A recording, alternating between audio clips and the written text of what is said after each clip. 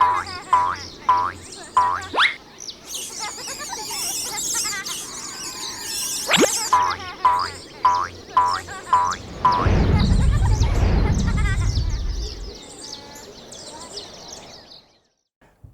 Assalamualaikum warahmatullahi wabarakatuh. Alhamdulillah, wassalatu wassalamu ala rasulillah ma ba'du.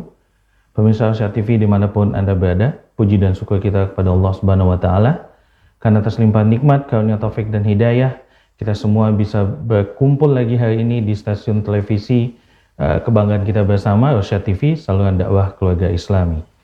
Tak lupa semoga salawat dan salam senantiasa tercurah untuk uswah hasanah kita, makhluk termulia yang pernah hidup di atas dunia, baginda Rasulullah Muhammad sallallahu alaihi wasallam, dan semoga salawat itu senantiasa tersambung untuk keluarga beliau, istri-istri beliau, sahabat-sahabat beliau, dan juga orang-orang yang teguh memegang menjalankan sunnah beliau sampai hari kiamat. Pemirsa Arsyad TV dimanapun Anda berada, insya Allah mulai pekan ini setiap hari Kamis pukul 9.00 waktu Indonesia bagian Barat, kita akan sama-sama mengikuti kajian dengan tema bijak mendidik anak yang insya Allah akan disampaikan oleh guru kita Ustadz Abu Salma Muhammad Hafizahullah Ta'ala. Dan pada pekan ini adalah tema pembuka atau bagian pertama sebagai pengantar kita di tema bijak mendidik anak. Dan bagi Anda semua pemirsa Arsyad TV, insya Allah kajian ini akan berlangsung beberapa puluh menit ke depan. Dan kita akan membuka sesi tanya jawab. Jadi bagi Anda semua yang ingin bertanya kepada Ustadz Abu Salma Muhammad Hafizahullah Ta'ala, silakan menelpon di 0822 88886630 ataupun bisa me-WhatsApp tim di 0822 88886630. Ya, dan untuk itu, dan karena Ustadz juga sudah hadir bersama kita langsung dari kediaman beliau, kita akan segera mulai kajian pertama kita pada hari ini sebagai pembuka dengan tema bijak mendidik anak. Kepada Ustadz, falyatafaddal maskura Ustadz. Baik, syukran ya Bang Najiang ya. Bismillah, innal hamdalillah nahmaduhu wa nasta'inuhu wa nastaghfiruhu wa natubu ilaih. ونعوذ بالله من شرور أنفسنا ومن سيئات أعمالنا من يهده الله فهو المهتد ومن يضلل فلن تجد له وليا مرشدا أشهد أن لا إله إلا الله وحده لا شريك له وأشهد أن محمدا عبده ورسوله لا نبي بعده أما بعد فإن أصدق الكلام كلام الله وأحسن الهدى هدى محمد صلى الله عليه وعلى آله وسلم وشر الأمور محدثاتها وكل محدثة بدعة وكل بدعة ضلالة وكل ضلالة في النار أما بعد. Pemirsa TV Rosa TV ya yang dimuliakan Allah Subhanahu wa Ta'ala. Alhamdulillah di pagi hari ini kita diizinkan Allah Subhanahu wa Ta'ala untuk bersua kembali. Ini adalah mungkin pertemuan yang perdana ya untuk kajian parenting kita, parenting Islam, yang mana kita pada pagi hari ini akan berbicara tentang bijak mendidik anak ya. Baik, pemirsa yang dimuliakan Allah Subhanahu wa Ta'ala ya, bahwasanya kita manusia Allah Subhanahu wa Ta'ala berikan ya bagi kita semua tanggung jawab dan juga peran ya, yakni siapapun kita, maka sejatinya secara fitrah kita kelak akan menjadi seorang suami atau istri dan juga akan menjadi seorang ayah atau ibu. Itu adalah peran yang akan dan yang insya Allah ya juga akan dipegang oleh anak-anak kita. Jadi di hari ini kita mungkin adalah orang tua. Kita mendidik anak-anak kita. Dan kelak anak-anak kita pun juga akan menjadi orang tua. Jadi di dalam pendidikan kita, kita sejatinya juga sedang mendidik ya bakal atau calon orang tua. Nah, karena itulah ya jamaah sekalian dimuliakan Allah. Dari sini kita harus paham nih dan juga harus ngerti nih. Ya, apa itu peran yang paling penting ya ada pada orang tua. Dan ini merupakan ya konsep yang pertama kali yang harus kita pahami. Ya. Baik, jamaah sekalian yang dimuliakan Allah Subhanahu wa taala. Nah, sebelum kita membahas ya tentang apa peran orang tua atau peran kita, nah kita menelisik dulu nih ke perkara yang paling fundamental. Ya, perkara yang paling fundamental tersebut adalah kenapa Allah Subhanahu wa taala mengadakan kita, mewujudkan kita, menjadikan kita ada dari sebelumnya awalnya kita tidak ada, dari sebelumnya awalnya kita ini belum berupa sesuatu apapun yang dapat disebut, lalu kemudian Allah Subhanahu wa taala menjadikan kita sesuatu yang berwujud.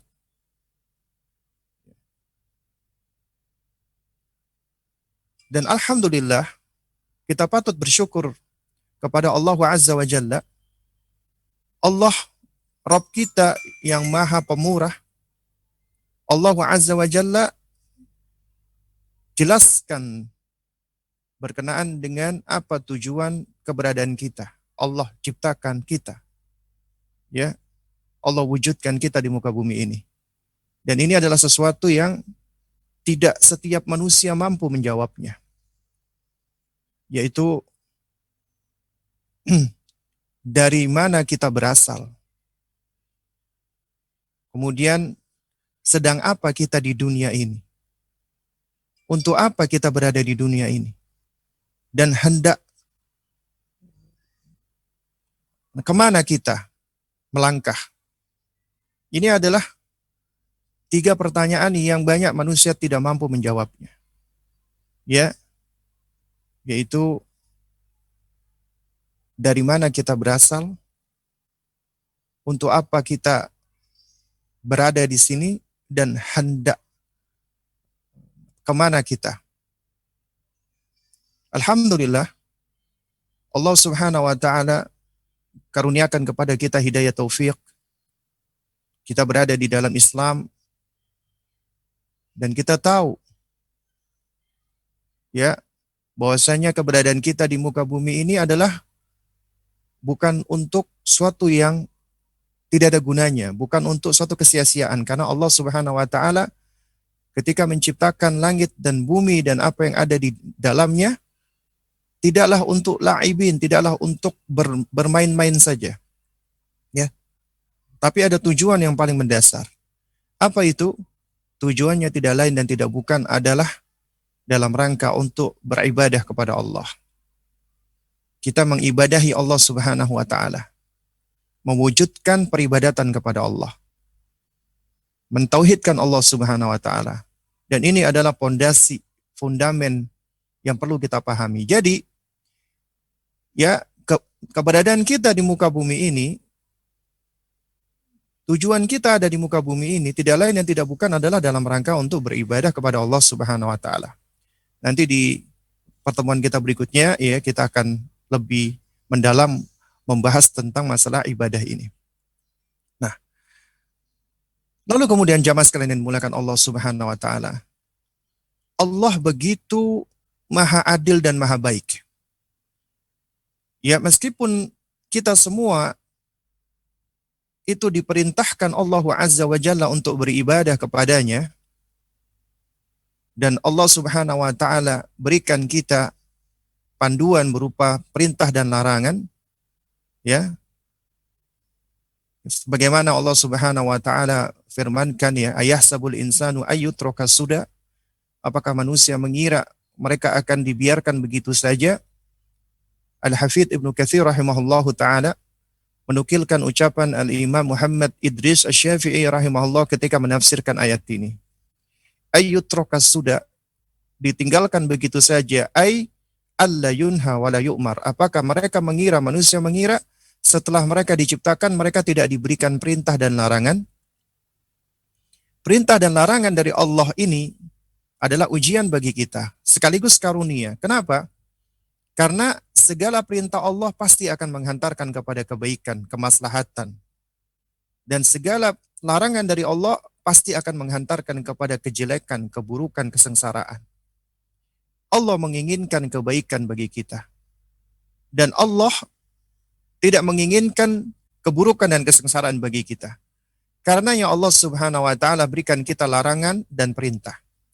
Larangan dan perintah ini Allah Subhanahu wa taala turunkan ya melalui Jibril alaihissalam disampaikan kepada manusia yang Allah pilih. Manusia terbaik di muka bumi, yaitu Nabi kita yang kita cintai, Muhammad bin Abdullah sallallahu alaihi wa ala alihi wasallam.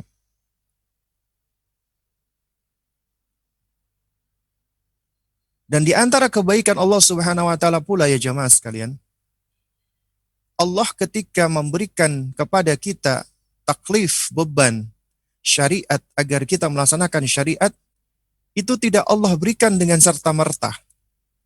Tidak sekaligus Allah berikan langsung ketika manusia lahir, lantas kemudian Allah Azza wa Jalla berikan beban tersebut. Tidak. Tapi Allah berikan ketika manusia sudah siap. Ketika akalnya sudah siap. Ketika manusia sudah memiliki kemampuan. Ya.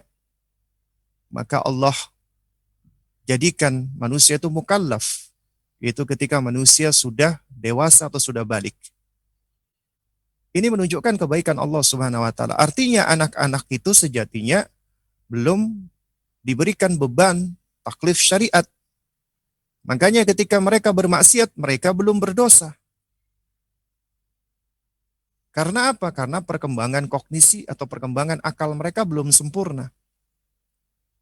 Dan mereka masih belum tahu ya hakikat antara yang baik dan yang benar, antara yang salah dan yang betul, itu belum tahu. Dan itulah tugas orang tua, tanggung jawab kita sebagai orang tua, peran kita sebagai orang tua, mendidik mereka, mengajari mereka. Ya. Nah, jamaah sekalian yang dimuliakan Allah Azza wa Jalla, ya. Jadi tugas kita sebagai orang tua di dalam mendidik anak kita adalah mempersiapkan anak-anak kita agar mereka siap untuk beribadah kepada Allah Subhanahu wa taala. Agar mereka siap untuk menjadi hamba Allah. Agar mereka siap untuk menjadi Abdullah. Agar mereka siap untuk mengemban ya syariat-syariat Allah Subhanahu wa taala. Agar ketika mereka telah menjadi mukallaf, mereka sudah ready, mereka sudah siap. Tugas kita adalah memprepare mereka. Apabila kita memprepare mereka dengan sebaik-baiknya, maka Allah nggak akan sia-siakan upaya kita, effort kita, juhud kita di dalam mendidik mereka. Allah Azza wa Jalla akan jadikan itu sebagai amalan yang jariyah, pahalanya senantiasa mengalir. Baik. Jamaah sekalian, para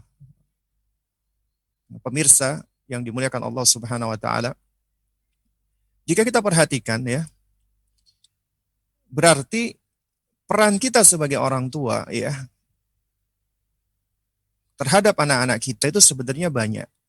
Nah, cuman di antara 4 peran yang paling penting adalah kita sebagai orang tua bertanggung jawab untuk memelihara dan melindungi anak kita. Menjaga mereka. Karena kita tahu anak kita adalah amanat dari Allah yang Allah titipkan untuk kita. Amanat harus dipelihara.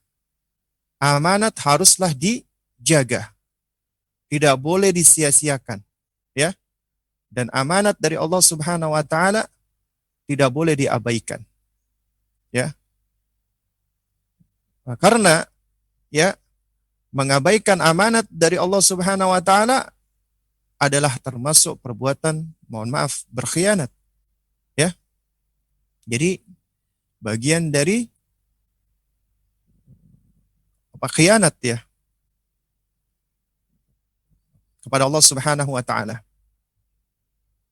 Nah, jamaah sekalian dimuliakan Allah Subhanahu wa taala, di dalam surat An-Nisa ayat 58 Allah Subhanahu wa taala berfirman, "Innallaha ya'murukum an tu'addul amanati ila ahliha." Sesungguhnya Allah Subhanahu wa taala memerintahkan kalian agar kalian menunaikan amanat kepada ahlinya. Ya. Dan disebutkan oleh para ulama, ya, ketika kita berbicara maudhu'nya adalah tarbiyatul abna, maka ila ahliha wa ahluha huna fi hadzal maudhu' ya hum abnauna. Yang dimaksud dengan ahliha, ya, ketika kita konteksnya berbicara tentang masalah pendidikan anak, ya, maka mereka adalah anak-anak kita. Artinya amanat yang harus kita tunaikan hak-haknya. Dan mereka adalah amanat dari Allah Subhanahu wa taala yang harus dijaga dan yang harus dipelihara. Dan jamaah sekalian muliakan Allah, dikarenakan anak itu adalah amanat, ya, dan juga anak itu adalah hibah, pemberian dari Allah, karunia dari Allah Subhanahu wa taala. Namun ternyata mereka bisa menjadi nikmat dan juga bisa menjadi nikbah. Nikmat, ya, karunia yang harus kita syukuri, yang harus kita jaga dan pelihara. Namun apabila kita abai, kita telantarkan mereka, kita tidak mau peduli dengan mereka, kita mengkhianati mereka, kita durhaka kepada anak-anak kita sebelum mereka durhaka kepada kita, maka anak kita akan menjadi nikmah, bencana buat kita. Bahkan mereka akan menjadi adu, musuh buat kita. Ya. Nah, oleh karena itu jamaah sekalian, ya, kita harus memahami tentang peran kita. Yang pertama, peran kita sebagai pelindung, penjaga, pemelihara mereka. Ya. Kita tidak mau apabila buah hati kita itu mengalami sakit, maldorot, atau bahaya-bahaya yang lainnya. Bahkan, ya, sekiranya anak kita itu sedang bermain sesuatu yang membahayakan, misalnya ketika anak-anak kita main api, kita khawatir. Ya, kita takut mereka celaka, cedera, terbakar oleh api. Namun ya jamaah sekalian, betapa banyak orang tua, mereka takut dengan api dunia, tapi mereka lalai dengan api akhirat. Mereka takut dengan api yang ada di dunia, karena api di dunia ini adalah sesuatu yang bisa mereka saksikan saat ini. Tapi mereka lalai dan abai dengan nar, dengan api neraka, ya, yang mana, ya, panasnya adalah jauh lebih dahsyat daripada api di dunia ini. Di dalam surat At-Tahrim ayat 6, Allah Subhanahu wa taala berfirman, "Ya ayyuhalladzina amanu qu anfusakum wa ahlikum nara." Ya, wahai orang-orang yang beriman, jagalah diri kalian dan keluarga kalian dari neraka. Di sini Allah memerintahkan, khitabnya, seruan Allah adalah pertama kepada kita. Ya anfusana, kepada diri kita. Makanya Allah mengatakan, ku anfusakum, jagalah diri kalian, peliharalah diri kalian. Ya, lindungilah diri kalian.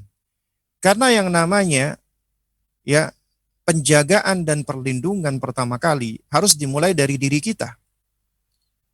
Makanya dikatakan oleh para ulama, nabda'u bi anfusina, kita mulai dari diri kita.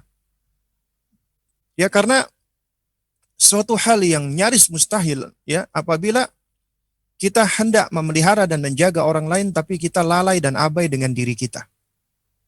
Kita tidak memperhatikan diri kita. Ya. Oleh karena itu, makanya seruan Allah pertama kali khitabnya adalah kepada diri kita. Karena itu nabda'u bi anfusina. Kita mulai dulu dari diri kita.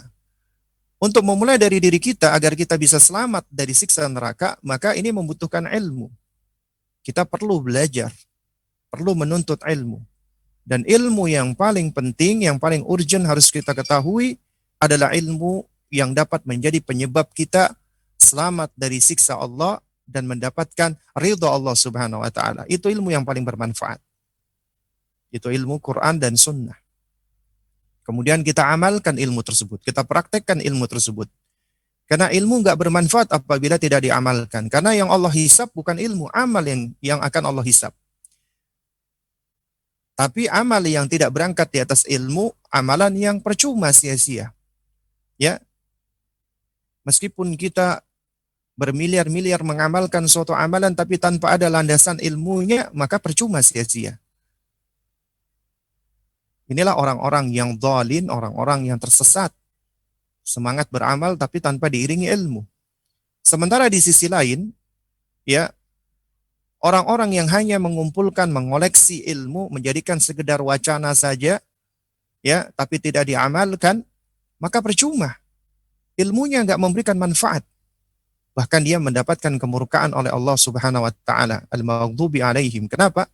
Banyak ilmunya tapi nggak mau mengamalkannya. Karena itu, seorang muslim adalah menghimpun ilmu dan amal. Ya. Dan inilah hikmah kenapa kita setiap hari 17 kali dalam sehari kita berdoa kepada Allah, ihdinas siratal mustaqim, tunjukilah kami jalan yang lurus ya Allah. Kemudian Allah jelaskan jalan yang lurus itu adalah apa? Adalah siratal ladzina an'amta alaihim. Yaitu jalannya orang-orang yang engkau berikan nikmat.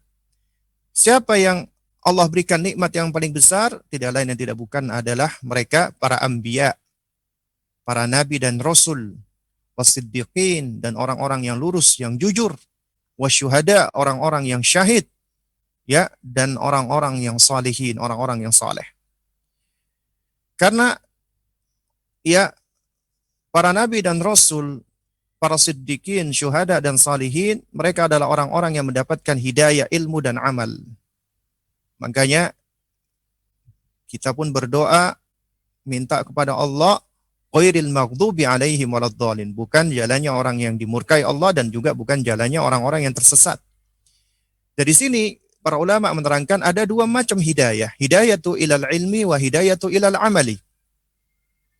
Hidayah yang Allah berikan kepada hamba untuk berilmu dan hidayah yang Allah berikan kepada hamba untuk beramal. Dan ternyata ada yang Allah berikan hidayah ilmu, enggak Allah berikan hidayah amal, Yahudi. Dan ada yang Allah berikan hidayah amal tapi tidak Allah berikan hidayah ilmu, akhirnya tersesat, Nasrani. Dan kita meminta kepada Allah, karena kita muslim, maka kita menghimpun antara ilmu dan amal, kita minta kepada Allah agar Allah berikan kita hidayah ilmu dan amal. Karena dengan terhimpunnya hidayah ilmu dan amal ini, insya Allah kita akan terselamatkan dari neraka Allah, dari siksa Allah. Karena kita punya ilmunya dan kita mengamalkannya, sehingga kita juga menjadi qudwah, teladan bagi orang di sekitar kita. Ku anfusakum, jagalah diri kalian. Baru kemudian wa ahlikum, baru kemudian keluarga kalian. Artinya ilmu yang sudah kita pelajari tadi, kemudian kita praktekkan, kita ajarkan akrab fa akrab, dari orang yang paling dekat dengan kita. Siapa? Keluarga kita. Wa ahlikum, dari mana? Dari neraka. Agar mereka terlindung dari neraka. Dan bagaimana cara kita melindungi keluarga kita dari neraka? Ya, di antaranya disebutkan oleh Sayyidina Ali radhiyallahu taala anhu adalah addibuhum wa allimuhum. Ajarkan mereka adab dan ajarkan mereka ilmu. Jadi peran kita sebagai pelindung adalah sebelum kita melindungi anak kita, kita lindungi dulu diri kita. Dengan cara menaati Allah dan menjauhi segala larangan Allah dan Rasul-Nya. Baru kemudian kita ajarkan kebaikan itu kepada anak kita. Itu yang dimaksud melindungi, menjaga dan memelihara. Terus kemudian jamaah sekalian juga peran kita yang berikutnya, yang kedua, adalah kita ya memiliki tanggung jawab. Kita adalah penanggung jawab, ya. Karena Allah Subhanahu wa taala amanatkan anak itu kepada kita, sehingga kita wajib untuk bertanggung jawab terhadap amanat yang Allah berikan untuk kita. Ya. Dan ini sebagaimana yang disabdakan oleh baginda Nabi yang mulia alaihi salatu wassalam, kullukum ra'in wa kullukum mas'ulun an ra'iyatih, ya. Setiap kalian itu adalah pemimpin dan setiap kalian akan dimintai pertanggungjawaban atas yang dipimpinnya. Nah, Warrajulu ra'in ala ahli baitihi wa huwa mas'ulun ya anhu. Seorang laki-laki atau pria, dia adalah pemimpin di dalam rumahnya. Dia adalah pemimpin bagi anggota keluarganya dan dia akan diminta pertanggungjawaban tentang yang dipimpinnya. Demikian pula wal mar'atu ra'iyah, ya. Seorang wanita juga pemimpin fi baiti ba'liha atau fi baiti zaujiha, ya, adalah pemimpin di rumah suaminya dan juga pemimpin ya bagi anak-anak suaminya. Wahia mas'ulah, dan dia akan diminta pertanggungjawaban ya an ra'iyatiha, atas apa yang dipimpinnya, atas apa yang menjadi tanggung jawabnya. Nah, karena itu kita akan diminta pertanggungjawaban kita dalam hal sejauh mana kita ya memelihara, menjaga, mendidik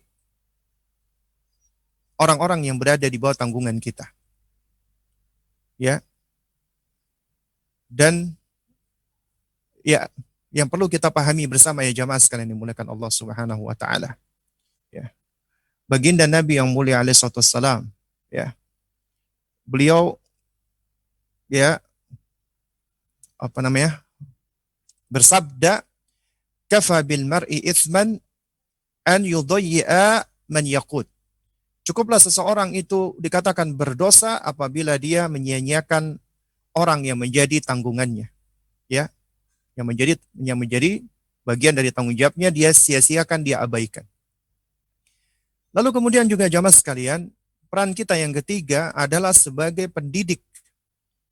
Ini menunjukkan bahwasanya kita para orang tua sejatinya adalah murabbi, seorang pendidik. Kita juga seorang muallim, orang yang berkewajiban mengajarkan ilmu. Kita juga seorang muaddib, yang berkewajiban mengajarkan adab. Kita juga seorang mudarris, yang berkewajiban untuk memberikan durus, pelajaran-pelajaran yang bermanfaat untuk anak-anak kita. Kita juga seorang ustadz dan ustadzah bagi anak-anak kita, keluarga kita. Kita juga seorang guru, sing digugu lan ditiru, kalau katanya orang Jawa. Ya, jadi itulah peran kita sebagai orang tua. Artinya kita harus mendidik mereka, mengajari mereka kebaikan, dan menjauhkan mereka dari keburukan.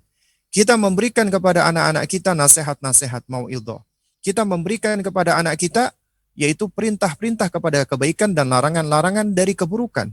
Kita berikan kepada anak kita motivasi-motivasi agar mereka mau beramal soleh dan ancaman-ancaman dari amal-amal toleh, amal-amal buruk.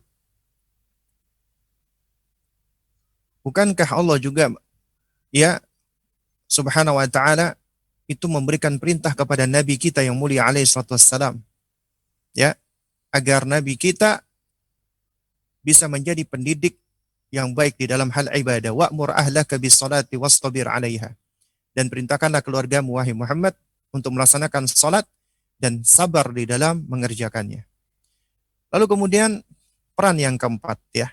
Jadi sebenarnya banyak perannya, cuman di sini saya akan sebutkan 4 saja, yaitu sebagai uswah, kudwah, ya, teladan, contoh atau model bagi anak-anak kita.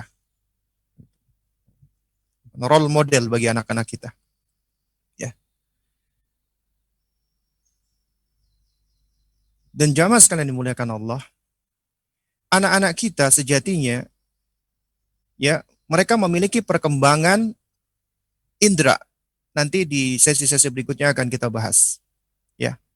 Dan di antara metode belajar mereka yang paling efektif dan yang paling mendasar adalah muhakah, mencontoh, meniru, mimikri, menduplikasi. Kita tahu nih yang pertama kali berkembang pada mereka adalah indera pendengarannya. Dan ini emang sesuatu yang sudah bisa dibuktikan secara ya penelitian, ya scientific, riset saintifik, dan juga ternyata ini juga sudah diisyaratkan di dalam Al-Quran, di dalam sejumlah surat, di antaranya An-Nahl ayat 78. Ya, wallahu akhrajakum min butuni ummahatikum la ta'lamuna syai'ah. Allah keluarkan kalian dari rahim ibu-ibu kalian dalam keadaan kalian enggak punya ilmu, bodoh. Kemudian Allah berikan kepada kita indera untuk belajar. Allah berikan kepada kita instrumen, ya jihaz li ta'allum, ya, untuk bisa belajar. Ya. Apa yang pertama? Wa ja'ala lakumus sam'a. Allah berikan kepada kalian pendengaran, dan ternyata yang berkembang pertama kali pada anak-anak kita pendengarannya. Wal absar, penglihatan, baru kemudian penglihatannya. Wal afidah, kata Al-Hafidz Ibnu Katsir, wahyal ukul. Al afidah maknanya adalah akal, ya. Yang mana akal ini ya alladzi yumayyizu biha bainal asya. Fungsinya adalah untuk bisa melakukan tamyiz, memilah-milah segala sesuatu, nafi'iha wa dhariha, mana yang bermanfaat, mana yang berbahaya, mana yang baik, mana yang buruk, ya. Itu adalah akal. Makanya akal inilah yang menjadi yang menjadi standar taklif. Allah meletakkan beban syariat itu ya dengan melihat akalnya manusia. Ya, siap gak, ready gak gitu loh. Makanya tugas kita adalah mendidik anak-anak kita, menstimulasi indera-indera mereka termasuk kognisi mereka agar mereka siap menjadi hamba Allah yang seutuhnya. Dan kita tahu ternyata metode pembelajaran mereka yang pertama adalah mencontoh. Kita ketika mereka masih bayi, kita sering ngomong, kita memperdengarkan ucapan kita yang sering mereka dengar, itu yang akan ditiru. Apabila perkataan kita jelek, jelek pula yang akan mereka tiru. Apabila perkataan kita baik, baik pula yang akan mereka sampaikan, yang akan mereka ucapkan. Lalu kemudian ketika indera penglihatannya juga tampak, maksud saya sudah mulai sempurna, ya, kemudian tampak pada mereka apa yang ada di sekelilingnya, maka what they see, they learn. Apa yang mereka perhatikan, mereka pelajari, mereka contoh. Ya. Nah, karena itu ini fase kita mengajarkan, mencontohkan, memperlihatkan ya tentang adab kepada anak-anak kita. Ya. Dan ini adalah fase membangun karakter mereka. Nah, oleh karena itu makanya orang tua harus menjadi contoh yang baik, toladan yang baik. Memperlihatkan kebaikan-kebaikan kepada anaknya. Kenapa? Karena apa yang dilihat oleh anak dari orang tuanya yang mereka saksikan, maka itulah yang menurut mereka adalah kebaikan. Meskipun kenyataannya jelek. Misalnya orang tua merokok misalnya, dilihat oleh anak karena abinya merokok, maka dia nganggap merokok itu baik. Kenapa? Karena akalnya masih belum sempurna. Dia melihat sesuatu yang dilakukan oleh orang yang dia sayangi, dia cintai, maka itu dianggapnya kebaikan. Akhirnya, ya, dia menganggap rokok itu baik. Ya. Ataupun keburukan-keburukan, misalnya orang tuanya suka marah-marah, suka ngomel-ngomel. Nah, marah-marah dan ngomel-ngomel ini, itu juga dianggap sebagai suatu hal yang baik oleh anak-anak kita. Jadi, ternyata kita memberikan role model, kita memberikan contoh kepada mereka. Dan ini ya jamaah sekalian, apabila kita bisa memberikan keteladanan pada mereka, kita menjadi role model buat mereka, maka inilah yang akan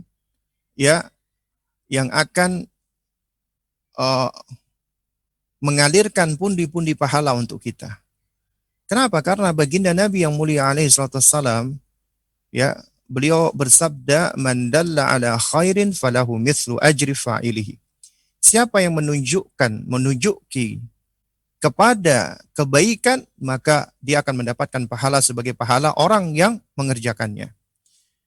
Anda misalnya mengajarkan dan mencontohkan adab bangun tidur, dicontoh oleh anak Anda. Anda misalnya mengajarkan dan mencontohkan untuk senantiasa mengucapkan basmalah ketika melakukan perbuatan-perbuatan yang baik atau yang mubah, dicontoh. Kemudian Anda juga misalnya mencontohkan bagaimana adab makan yang benar, dicontoh.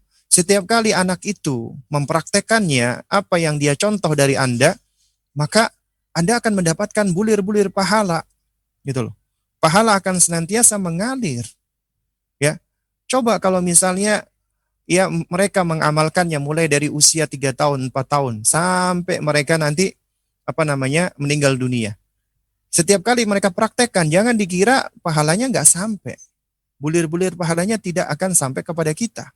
Ya selama mereka masih terus mengamalkan dan mempraktekkan ajaran kita yang baik tadi, maka kita akan mendapatkan terus pahalanya.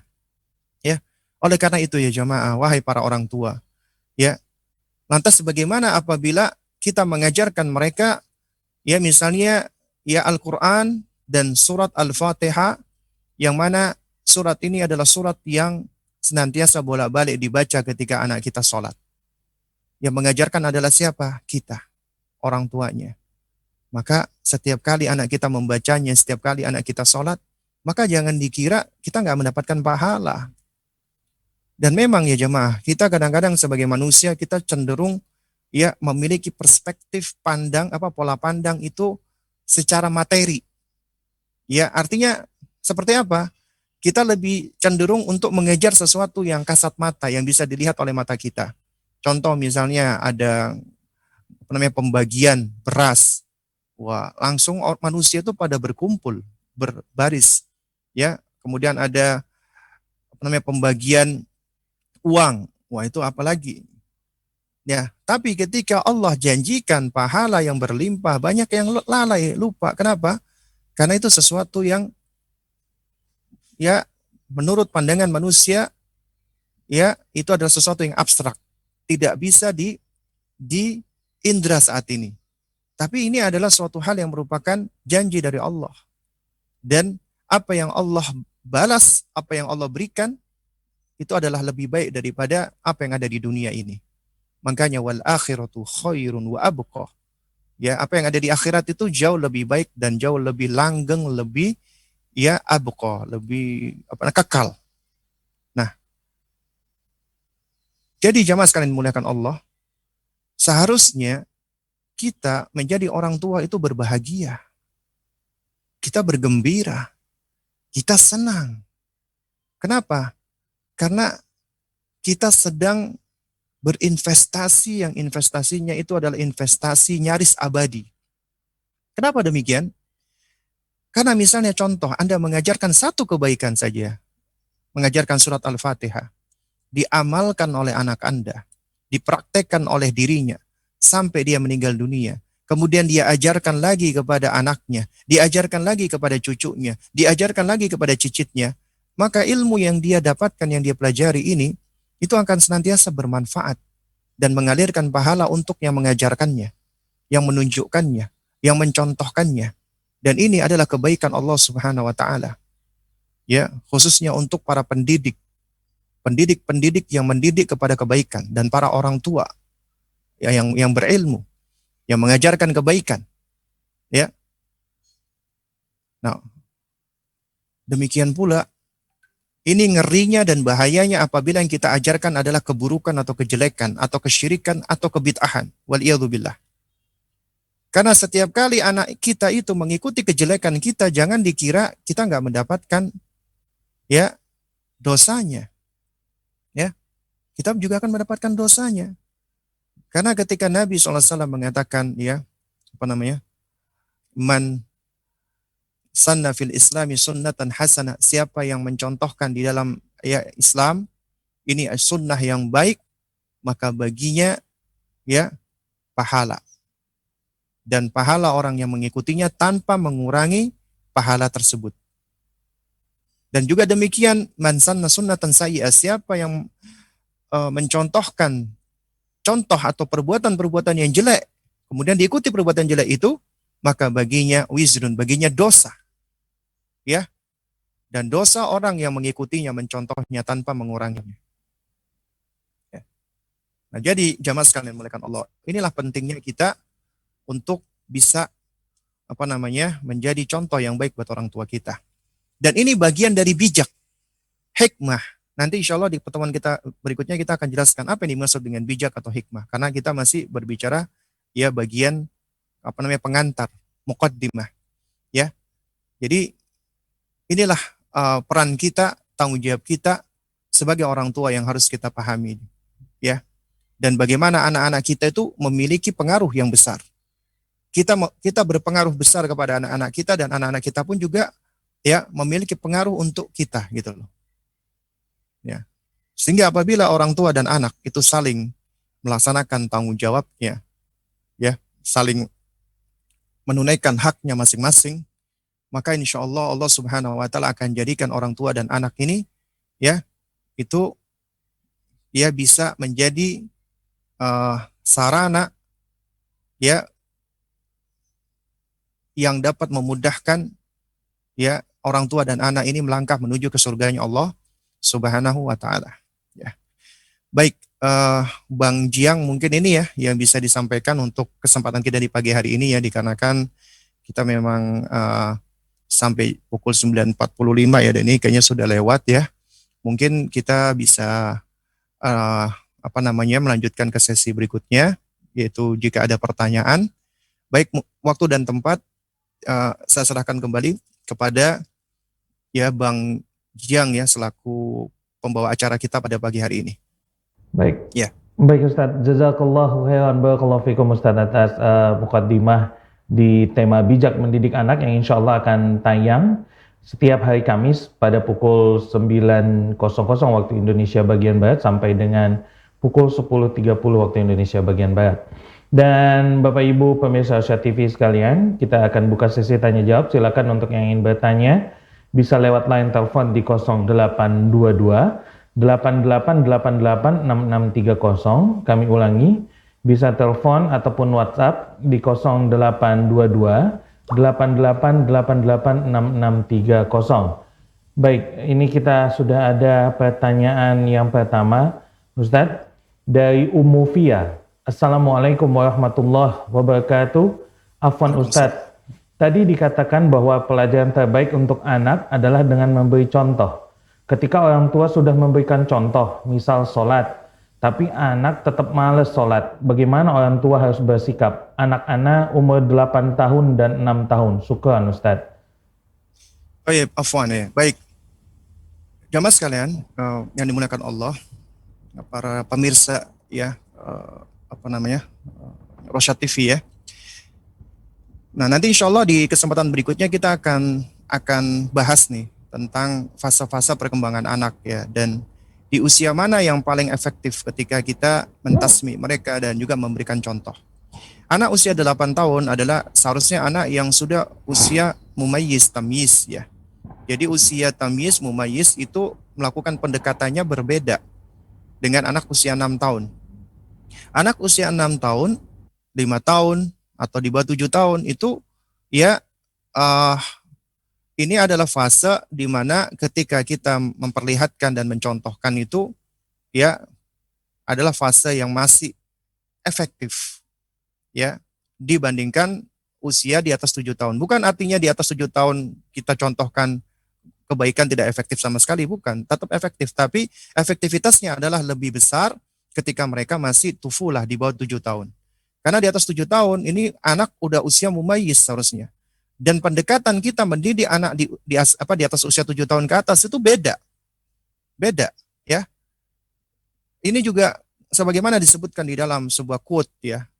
Quote hikmah ya, yang mana ini dijadikan sebagai kaidah pertama oleh Syekh Dr. Ahmad bin Nasir At-Tayyar ya di dalam buku beliau Kaifa Turabbi Abna'aka. Ya, itu quote-nya berbunyi la'ib ibnaka sab'an atau fi sab'in wa adibhu sab'an ya wa sahibhu sab'an. Ya, bermainlah dengan anakmu di usia 7 tahun pertama. Jadi bermain, karena memang ini usia mereka sedang bermain, mengeksplor. Mereka sedang mengenal dirinya, mengenal lingkungan sekitarnya, ya.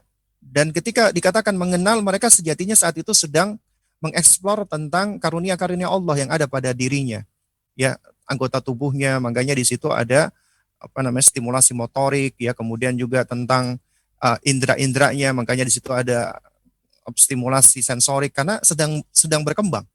Dan tugas kita adalah menstimulasi itu semua, motoriknya, sensoriknya, ya, kemudian juga perkembangan sosialnya, ya, kemudian kognisinya juga dan seterusnya. Itu hal-hal yang kita stimulasi dengan cara yang menyenangkan buat mereka sesuai dengan fase mereka. Dan fase mereka adalah fase bermain. Artinya mereka belum belajar dalam artian belajar yang benar-benar belajar. Karena bermainnya mereka adalah belajar. Karena itu kita arahkan permainan-permainan yang memang bermanfaat. Baru kemudian di usia 7 tahun kedua, wa'adibhu. Ya, disiplinkan dia, didik dia, ajarkan adab. Karena itu Nabi SAW ketika memerintahkan kepada kita orang tua, muru abna'akum bisolati wahum abna'us sab'in. Perintahkan anakmu untuk sholat di usia 7 tahun. Perhatikan Nabi secara tegas, ta'yinan spesifik menyebutkan usia 7 tahun. 7 tahun baru anak diperintah untuk sholat. Sebelum 7 tahun, artinya zahirnya hadis ini anak belum diperintah sholat. Tapi mereka sudah di-prepare, dipersiapkan untuk siap sholat.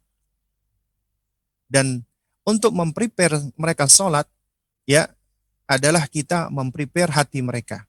Pendidikan kolbu mereka, pendidikan hati mereka. Dan pendidikan untuk anak-anak usia dini adalah pendidikan keimanan, pendidikan tauhid, pendidikan akidah.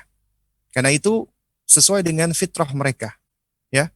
Nah, jadi ya fokus kita ke anak-anak di bawah 7 tahun adalah mendidik hatinya. Mengajarkan mereka tauhid, mengajarkan mereka akidah sahihah. Dan ini mengharuskan kita orang tua juga harus ngerti tauhid, belajar, ya. Dan juga ya kita tumbuhkan kepada anak kita yaitu mahabbatullah, cinta kepada Allah. Karena apabila sudah tumbuh cinta kepada Allah, niscaya ini akan menjadi motor penggerak ketika mereka diperintah oleh Allah untuk ibadah tanpa perlu kita perintah. Ya. Dan ini bagian dari hidayah taufik Allah Subhanahu wa taala. Kita tumbuhkan mahabbatullah. Bagaimana menumbuhkan mahabbatullah? Itu diawali dengan kita ajarkan ma'rifatullah. Nah, ini memang itu ada bahasanya khusus nanti insya Allah di sesi-sesi berikutnya akan kita bahas ya. Tentang bagaimana menumbuhkan mahabbatullah dan ma'rifatullah pada anak-anak kita. Nah, karena itu ya, ketika kita mendidik itu tidak selalu kita stick atau kita hanya berpegang dengan satu metode saja karena tiap anak juga beda-beda. Ya, mereka unik ya. Demikian pula misalnya ini ada anak 6 tahun, ya, abangnya 8 tahun. Nah, bisa jadi si adik ini lebih niru ke abangnya. Abangnya misalnya nggak mau sholat ketimbang ngelihat uminya atau abinya. Nah, karena itu makanya ini pentingnya bagaimana kita membangun bonding, attachment dengan anak-anak kita. Ya. Dan ini memang butuh seni dalam tanda kutip ya, artinya bagaimana kita berkomunikasi, bagaimana kita membangun bonding sama mereka, bagaimana cara kita berinteraksi. Nah, ini memang membutuhkan pengetahuan, butuh ilmu.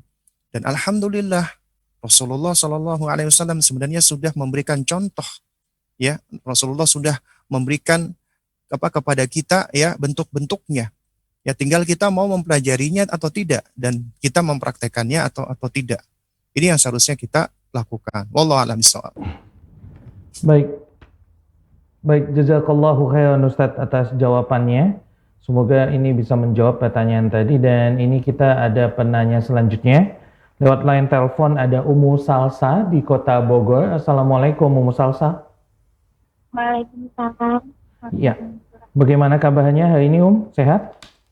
Alhamdulillah. Alhamdulillah. Baik silakan untuk langsung bertanya kepada Ustadz Iya, Assalamualaikum warahmatullahi wabarakatuh Ustadz. Ya, Waalaikumsalam warahmatullahi wabarakatuh. Iya, saya mau bertanya terkait pendidikan anak ini. Bagaimana, karena saya sendiri seorang terapis kebetulan.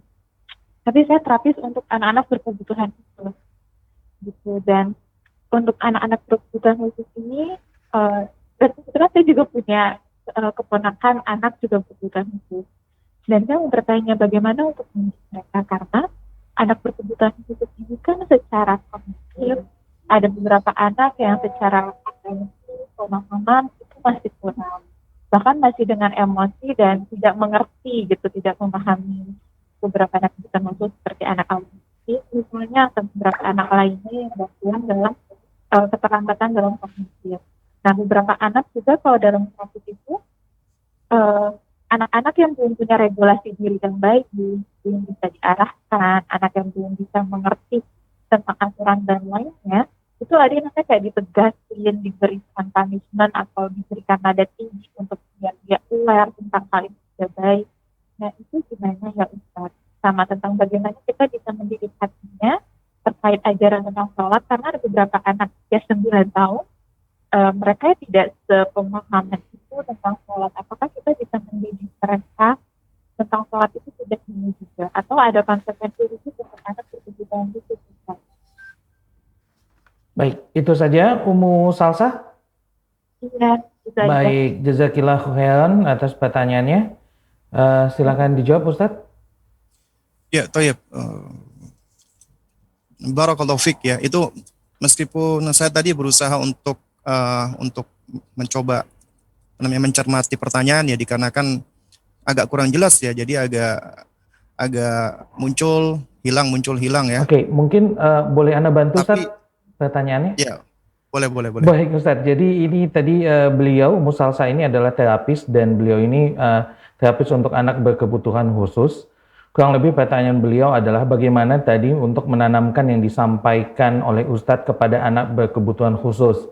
Karena Baik. pada kegiatan sehari-harinya beliau ketika mengajarkan sesuatu ini butuh memberikan emosi seperti hukuman, punishment, reward, dan segala lainnya.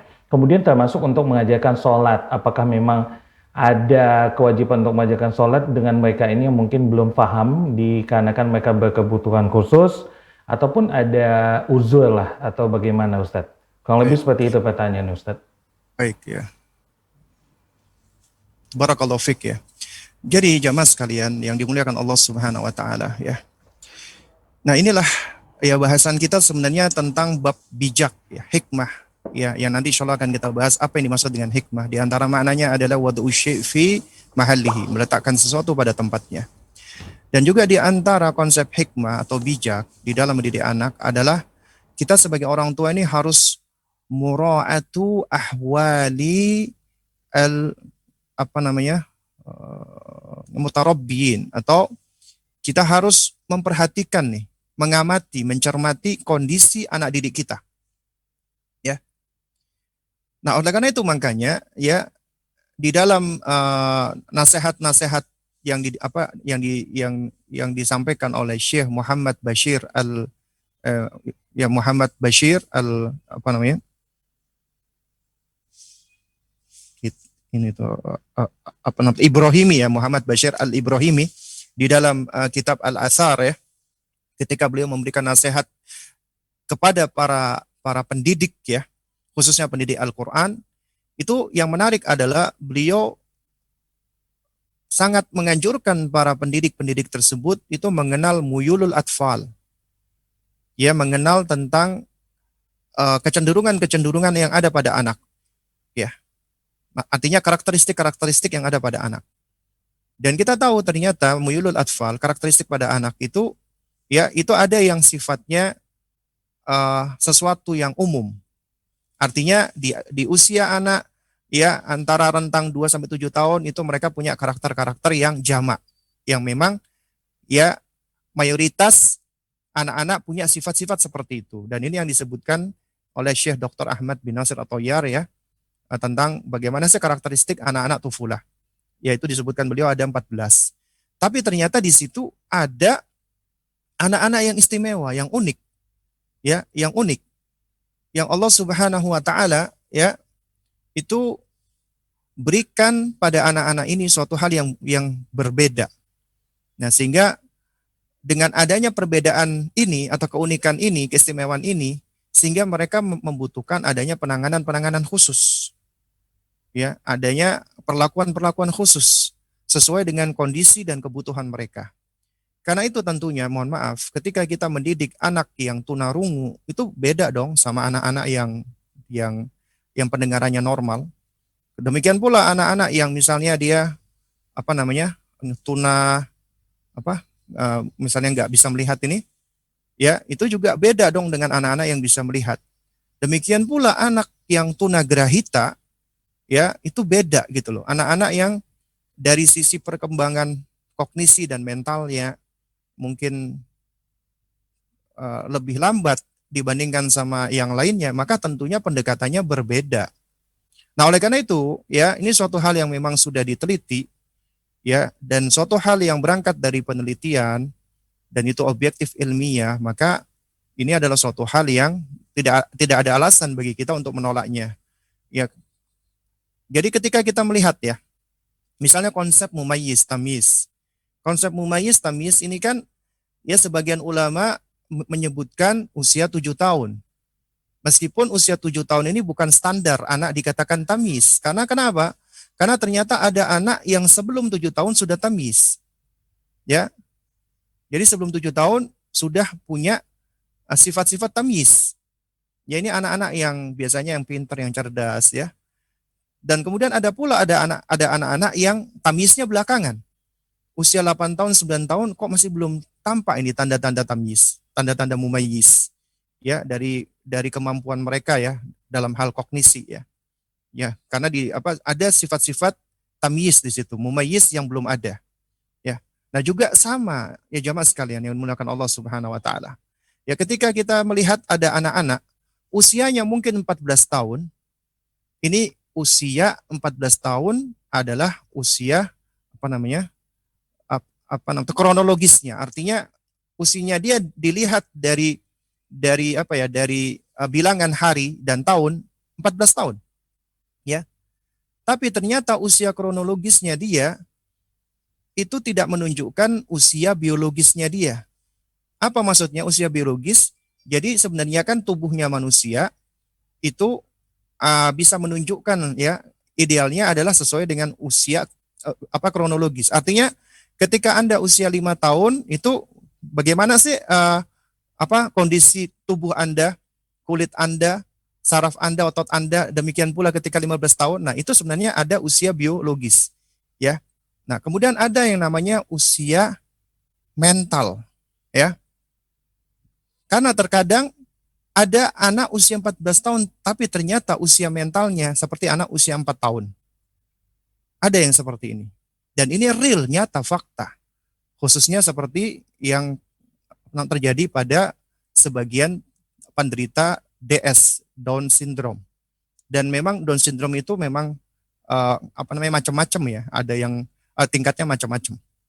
Nah, jadi yang tingkatnya yang cukup tinggi adalah meskipun dia usianya sudah 40 tahun, tapi ternyata dia belum bisa bicara, dia belum bisa ngerti orang. Artinya ternyata akalnya dia, kognisinya dia itu sama seperti anak usia 3 tahun atau 4 tahun. Lalu bagaimana kondisi dia seperti ini? Ya kondisi dia seperti ini, memang ini ujian buat orang tuanya. Tapi apabila orang tuanya bersabar, insya Allah ini bisa menjadi buah yang baik buat orang tuanya. Kenapa?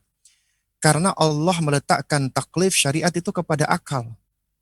Apabila akalnya dia nggak sempurna, akalnya dia seperti anak-anak, meskipun secara fisik dia sudah dewasa, ya maka dia sebenarnya secara syariat, ya dia itu dihukumi sama seperti anak usia 3 tahun atau 4 tahun. Ya. Artinya ketika dia misalnya melakukan keburukan atau dia meninggalkan kewajiban, dia tidaklah berdosa di situ. Nah, oleh karena itu makanya anak-anak berkebutuhan khusus ini kan unik. Satu dengan yang lain beda-beda. Kemampuan dia satu dengan yang lain beda-beda. Ya. Ada yang lebih maju, ada yang lebih terbelakang ya.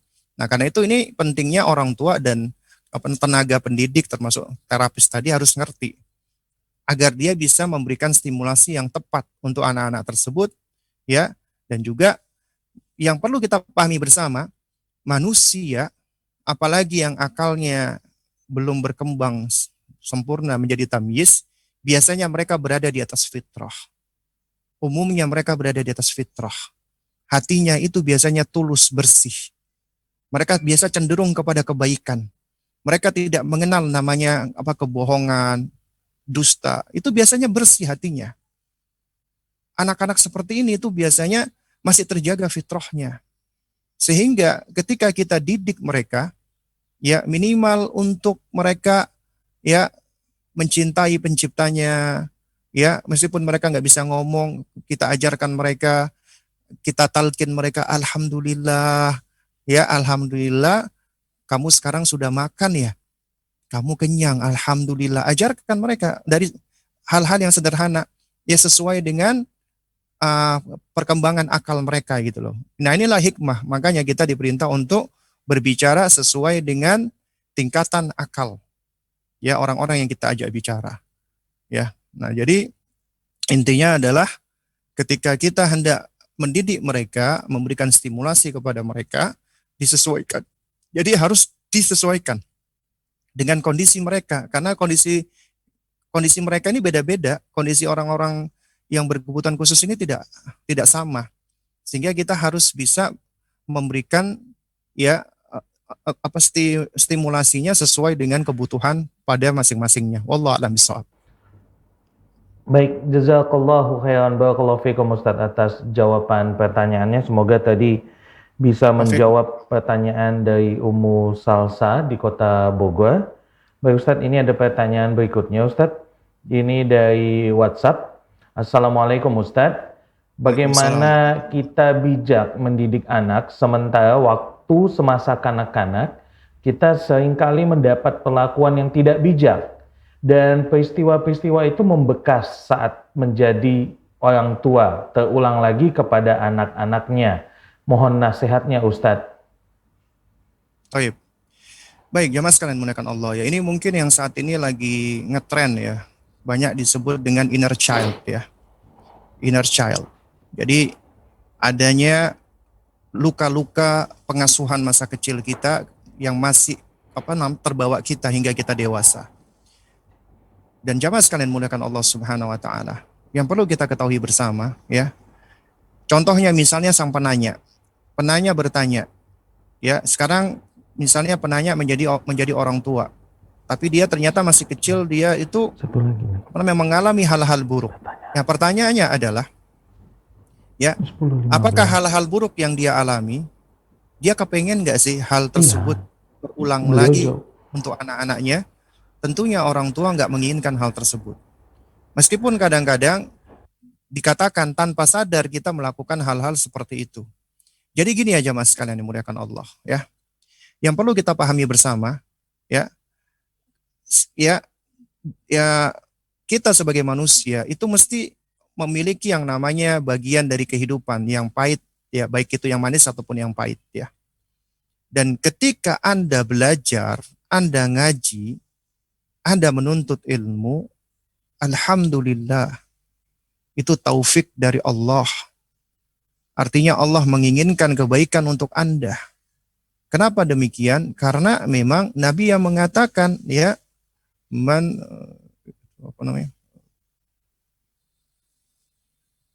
yuridillahu bihi khairan yufaqihu fiddin.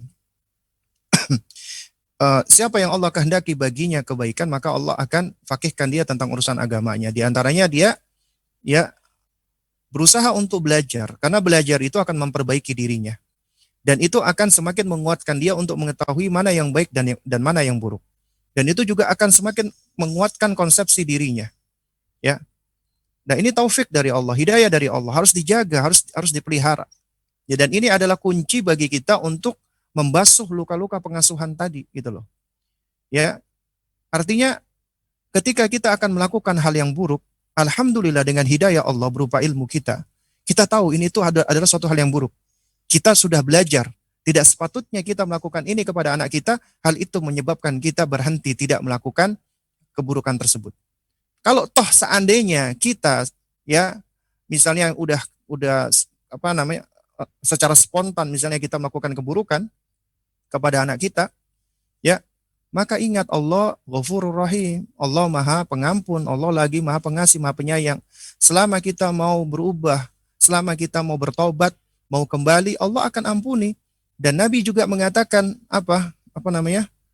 kullu bani Adam khata', setiap anak keturunan Adam itu khata'. Khata' itu artinya bukan cuma sekali melakukan kesalahan, bolak-balik melakukan kesalahan. Wa khairul khata'ina tawabun, dan sebaik-baik orang yang melakukan ya kesalahan dia selalu kembali kepada Allah. Jadi ketika dia jatuh kepada kesalahan, dia segera langsung bertobat kepada Allah dan memperbaiki diri, muhasabah, introspeksi, dan meminta maaf kepada anaknya. Dan kemudian dia langsung berusaha memperbaiki hal tersebut. Karena itu makanya ya di dalam agama kita itu inner child mungkin istilah yang memang ada dialami oleh sebagian orang. Tapi bagi seorang muslim ya yang beriman kepada Allah Subhanahu wa taala, maka inner child ini tidak dia jadikan sebagai alasan untuk dia melakukan keburukan-keburukan buat anaknya. Karena ada orang ketika dia melakukan keburukan, yang disalahkan adalah inner child-nya. Ya, karena saya dulu sama orang tua saya dibeginiin, karena dulu jadi ini adalah orang-orang yang pasif, orang-orang yang dia ya menerima kekalahan sebelum dia berusaha untuk berjuang. Padahal Allah berikan dia karunia, karunia potensi-potensi agar dia bisa menjadi lebih baik lagi. Dan dia sadar itu salah. Suatu yang dia sadari salah tidak sepatutnya menyebabkan dia berputar di dalam kesalahan tersebut. Seharusnya dia keluar dari situ. Dia memperbaiki diri. Dan ini nggak akan bisa dia realisasikan kecuali dia semakin memperdalam ya agar dirinya semakin mengenal penciptanya. Yaitu dia belajar tauhid. Kenapa? Karena man arafa rabbahu arafa nafsahu.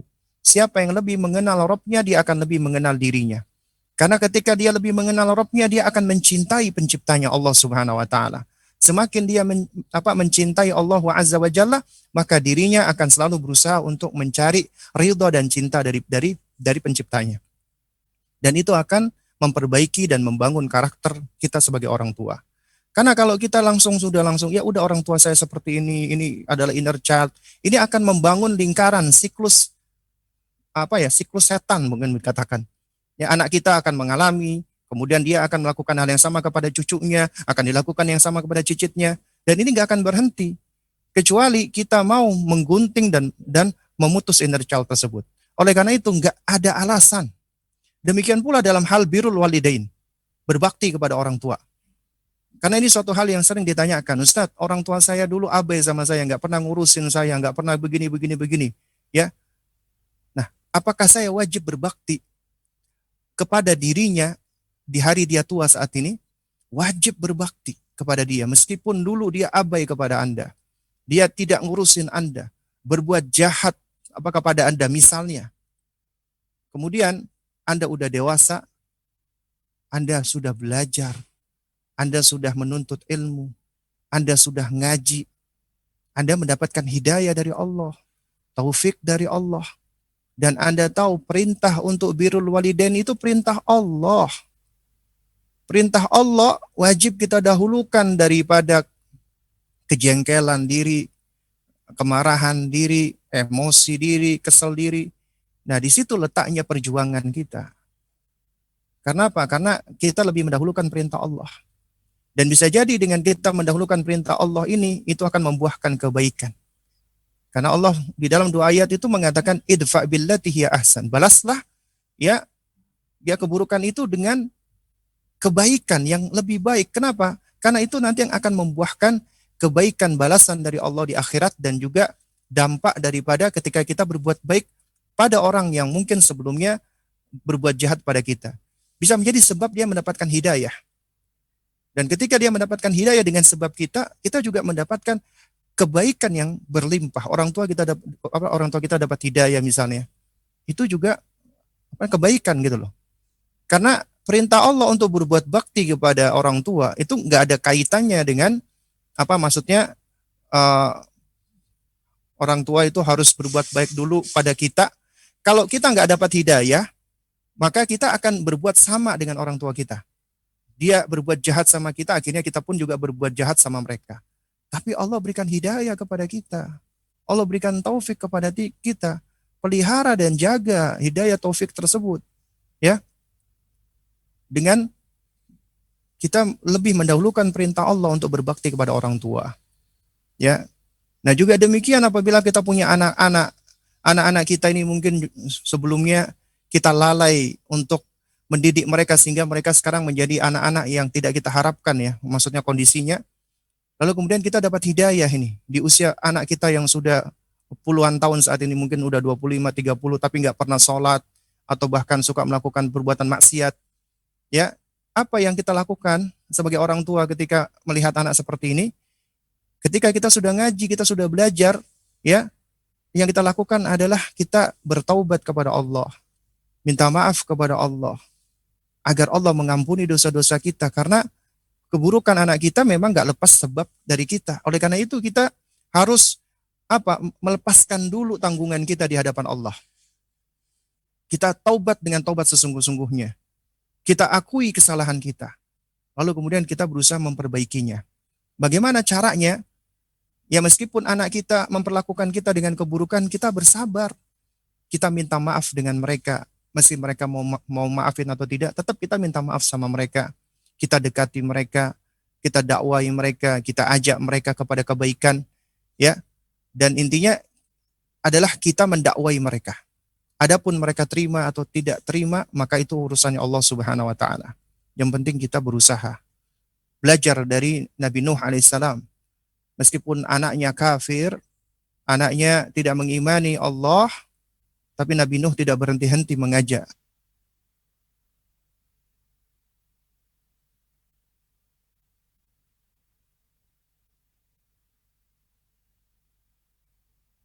Naik nak bersama dengan Abi, ya, wala takun ma'al kafirin, dan janganlah ya kalian bersama-sama dengan orang-orang kafir. Janganlah kamu mengikuti orang-orang kafir. Janganlah kamu bersama dengan orang-orang kafir. Ya, wallahu a'lam bishawab. Baik Ustadz, jazakallah khairan, barakallahu fiikum. Dan pemirsa Syah TV, kita akan buka 2 pertanyaan terakhir. Ini ada pertanyaan, kalau tadi sudah dari WhatsApp, dari Ummu Abdurrahman. Semoga tadi bisa menjawab dari pertanyaannya. Ini kita akan masuk ke pertanyaan lewat komentar di YouTube. Assalamualaikum Ustadz. Tadi ada Ustadz menyampaikan hati-hati orang tua durhaka pada anak sebelum anak durhaka pada orang tua. Apakah mungkin orang tua bisa durhaka pada anak saat usia anak sudah semakin besar atau dewasa? Jazakallahu khairan Ustadz. Baik. Ya, jadi suatu hal yang sangat mungkin, ya, orang tua durhaka kepada anaknya. Ya, sangat mungkin sekali. Karena kedurhakaan anak itu biasanya diawali dari kedurhakaan orang tua. Ya, karena orang tua tidak mau ngurusin anaknya, abai dengan pendidikan agama dan kebaikan anaknya. Ya, jamaah sekalian yang dimuliakan Allah Subhanahu wa taala, itu di dalam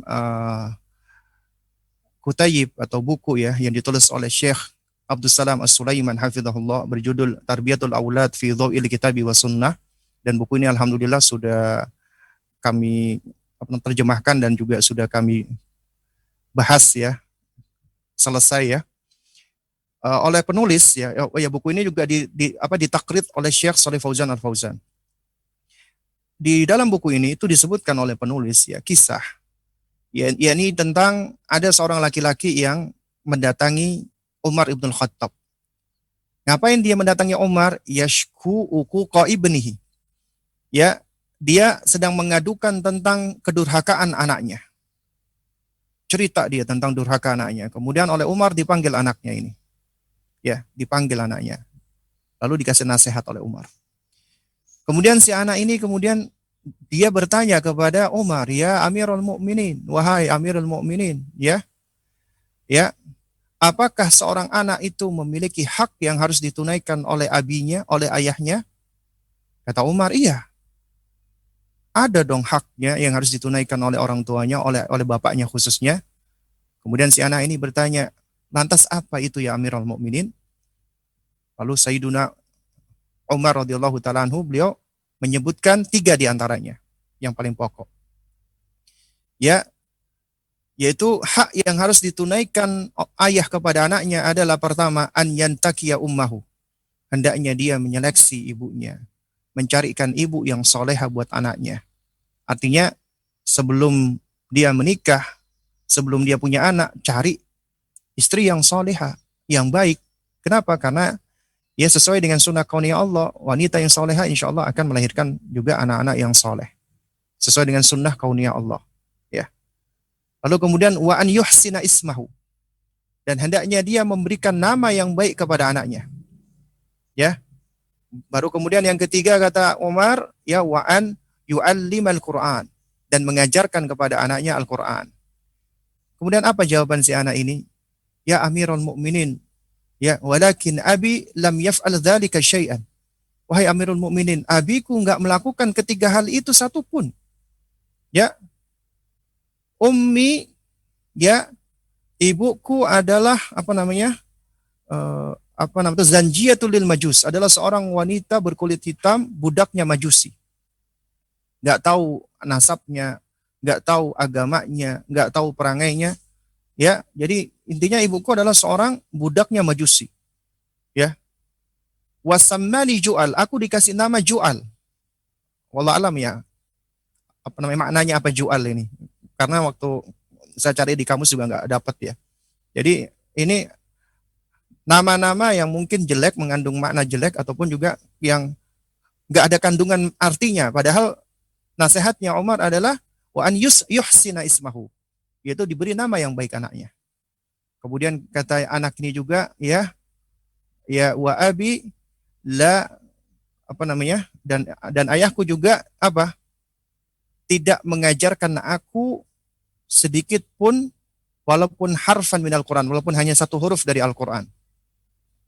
Akhirnya murkalah Umar ibn Khattab radhiyallahu ta'ala anhu. Dipanggil bapaknya. Kemudian Umar berkata, ajita ilayya tashku uquqa ibnika wa qad aqaqtahu qabla'an yu'aqqaka. Ya, kamu datang kepadaku, kamu mengeluhkan tentang kedurhakaan anakmu, padahal kamu sudah mendurhakai anakmu terlebih dahulu. Jadi, ya betapa banyak orang tua abai kepada anaknya, dibiarkan anaknya, nggak diurusin anaknya. Apalagi nih orang tua yang punya ABG perempuan, dibiarkan anak perempuannya keluar di jalanan dengan pakaian yang terbuka, nongkrong sama laki-laki yang nggak jelas. Kemudian kalau udah kenapa-kenapa, misalnya anaknya, mohon maaf ya, hamil, kemudian dia cuma bisa marah-marah, anaknya mungkin ditempeleng, lalu kemudian dibentak-bentak, udah. Jadi dia nggak menjalankan perannya, tugasnya. Ini adalah orang tua yang durhaka kepada anaknya, ya. Nah, jadi apabila orang tua durhaka kepada anaknya, artinya mengabaikan anaknya ketika masih kecil, maka sesuai dengan sunnah kauniyah Allah, ini anak juga akan durhaka kepada orang tuanya. Kecuali apabila Allah berikan dia hidayah taufik, ya. Kecuali apabila Allah berikan dia, ya, taufik, ya, sehingga dia tidak melakukan hal tersebut. Nah, oleh karena itu, Anda yang punya orang tua yang abai kepada Anda, kemudian Anda ngaji, Anda belajar, itu adalah tanda kebaikan dari Allah, ya, yang harus Anda pelihara dan harus Anda jaga, ya. Dan juga demikian ketika Anda misalnya punya anak-anak yang saat ini durhaka, maka jangan salahkan langsung anak Anda, salahkan dulu diri kita, agar kita, ya, bisa lebih memperbaiki diri dan kita mohon ampun kepada Allah, baru kemudian kita melakukan perbaikan, ya, mendakwai anak kita tadi. Jadi sangat mungkin orang tua mendurhakai anaknya. Lalu kemudian kalau ditanya apakah mungkin orang tua durhaka kepada anaknya yang sudah gede, anaknya yang sudah gede. Nah, jadi orang tua, ya, kalau kita melihat dari konteksnya, kalau anak sudah gede, berarti dia itu sudah mukallaf. Berarti sebenarnya pendidikan orang tua itu sudah selesai ketika anak itu sudah mukallaf. Yang ada setelah itu adalah nasihat, dakwah, ajakan kepada kebaikan. Artinya orang tua sudah enggak berkewajiban lagi mendidik. Kenapa? Karena nih anak ini sudah dewasa. Dia sudah mukallaf. Dia sudah, ya, membawa tanggung jawab dan amalnya sendiri. Nah, jadi kalau misalnya orang tua ini ngelihat anaknya, ya, lalu kemudian anaknya sudah gede, dia sudah didik dengan sebaik-baiknya, lalu kemudian misalnya dia karena anaknya, ya, bikin kesel, kemudian dibiarin, nah itu sebenarnya tidak termasuk bagian dari durhaka. Tapi anaknya yang bisa jadi durhaka. Tapi kedurhakaan anak bisa jadi karena sebab kita sebagai orang tua. Wallahu a'lam bishawab, ya. Baik Ustadz, jazakallahu khairan, barakallahu fikum, dan alhamdulillah Ustadz, ini sudah tidak ada pertanyaan lagi yang ingin ditanyakan. Mungkin sebelum kita tutup acaranya, mungkin Ustadz bisa menyampaikan apa penutup Ustadz? Baik jamaah sekalian dimuliakan Allah Subhanahu wa taala, ya. Jadi tugas kita sebagai orang tua, ya jamaah, ya, ini adalah tanggung jawab yang besar. Tapi di balik besarnya tanggung jawab kita ini, itu juga mengandung balasan yang juga besar.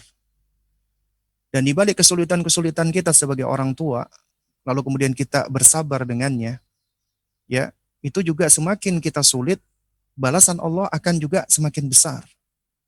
Karena ujian kita semakin besar, kesabaran kita semakin besar, maka tentunya balasan dari Allah adalah semakin besar.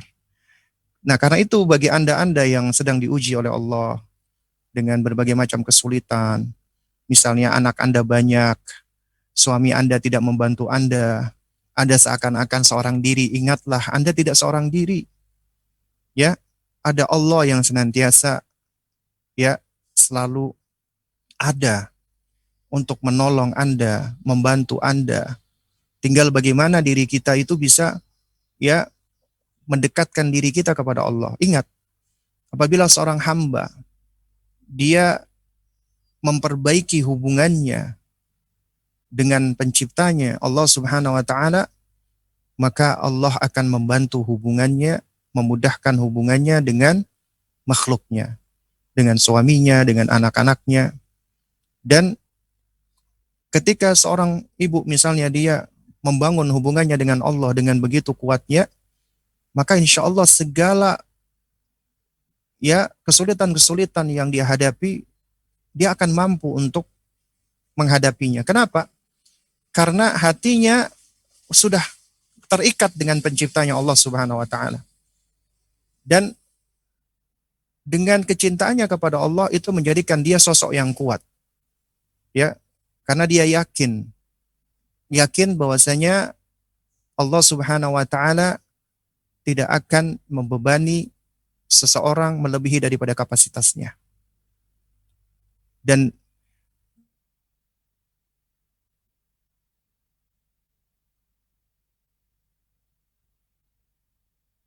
lagi ya, dan ya dengan ya jamaah sekalian kita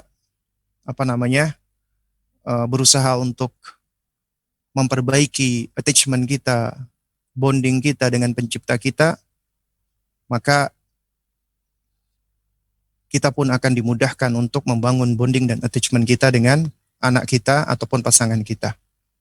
Ya, jadi apabila Anda ingin memperbaiki hubungan Anda dengan anak Anda, dengan suami Anda, dengan istri Anda, maka awali dulu dengan memperbaiki hubungan kita dengan Allah Azza wa Jalla. Mudah-mudahan yang sedikit ini bisa memberikan manfaat.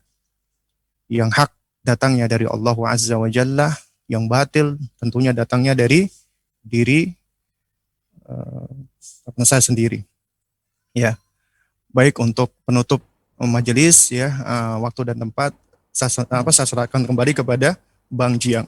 Baik, Ustadz, jazakallah khairan barakallahu fikum, pemirsa Syah TV dimanapun Anda berada. Karena waktu kita yang terbatas dan alhamdulillah ternyata pertanyaan masih banyak yang belum bisa kami sampaikan kepada Ustadz Abu Salma Muhammad hafizahullahu ta'ala. Insyaallah nanti kita bisa mengikuti kajian ini di pekan depan setiap hari Kamis pada pukul 9.00 waktu Indonesia bagian Barat sampai dengan pukul 10.30 waktu Indonesia bagian Barat. Kami mengucapkan jazakumullahu khairan barakallahu fikum atas perhatiannya dan tetap berada di stasiun Syah TV, saluran dakwah keluarga Islami, karena masih banyak acara-acara yang bisa kita ikuti nantinya di stasiun televisi kebanggaan kita ini. Kami seluruh kerabat kerja yang bertugas pamit undur diri. Kita tutup dengan doa kafaratul majlis.